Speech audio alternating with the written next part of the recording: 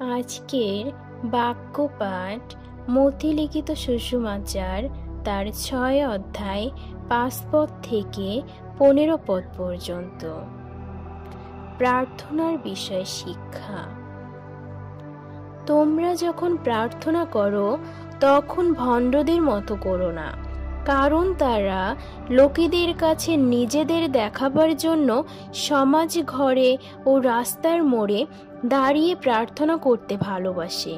আমি তোমাদের সত্যিই বলছি, তারা তাদের পুরস্কার পেয়ে গেছে। কিন্তু তুমি যখন প্রার্থনা করো তখন ভিতরে ঘরে গিয়ে দরজা বন্ধ করে এবং তোমার পিতা যাকে দেখা না গেলে উপস্থিত আছেন তার কাছে প্রার্থনা করো। তোমার পিতা যিনি গোপনে সব কিছু দেখেন তিনিই তোমার পুরস্কার দেবেন। যখন তোমরা প্রার্থনা করো তখন অজিহুদীদের মতো অর্থহীন কথা বারবার বলো না। অজিহুদারা মনে করে বেশি কথা বললে ঈশ্বর তাদের প্রার্থনা শুনবেন। তাদের মতো করো না, কারণ তোমাদের পিতার কাছে চাইবার আগেই তিনি জানেন তোমাদের কি দরকার।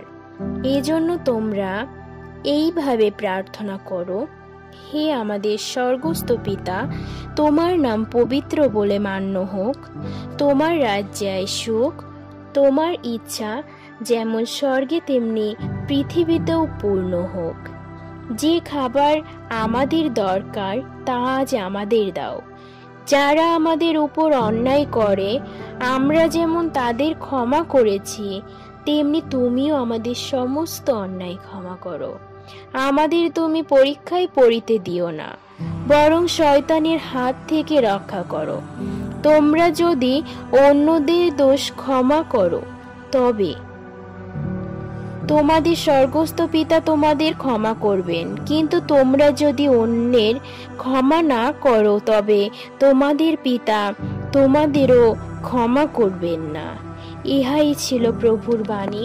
প্রভুর বাণীর জয় হোক।